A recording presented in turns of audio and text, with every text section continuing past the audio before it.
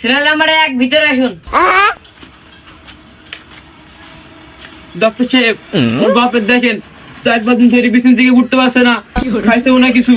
দেখেন ওর বাপকে। ওয়াসা আমি বিষয়টা দেখছি। ঢুকাটে সিটকেন শান্ত। ठीक है।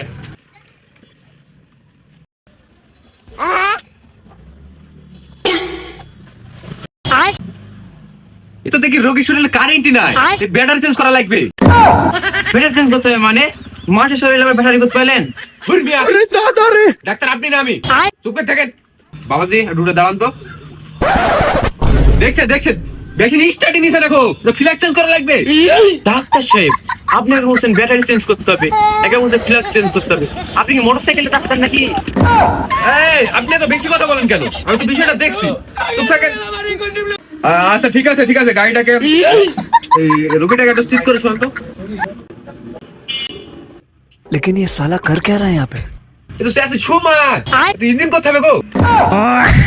ডাক্তার সাহেব, ইঞ্জিন করতে হবে মানে? হুর মিয়া, একটা গাড়ি চললে একটা ইঞ্জিন লাগে না? সেই ইঞ্জিন। বাবাজি একটু পাত দেন দিনই, গাড়ির সাউন্ডটা চেক করা লাগবে। ওরে বাসিল গো, ও তো দেখছি সব শেষ। ভিতরে তো মোবাইল টোবাইল সব পুরি জাম হয়ে গেছে গো। এ ডাকো স্যার করতে দেখছো, এ মোবাইল চেঞ্জ করা লাগবে গাড়ি। ডাক্তার সাহেব, কিছু তো বুঝতে পারনুনি, আর মাথার মধ্যে কিছুই খেলছে না। এই বাপের চিকিৎসা করতে কত টাকা লাগবে নি? আচ্ছা এই বিরে আপনি আসল কথায় আসছেন। এই আপনার বাপের ব্যাটারি একেবারে শেষ, আগে মারা যাবে কিসে? ইঞ্জিন করা লাগবে, ডাক তো আপনি শুনছেন, মোবাইল চেঞ্জ করা লাগবে। মোবাইলের দাম আবার একটু বেশি, তো এই সব মোট পাট মিলে 1 লাখ টাকা খরচ হতে পারে।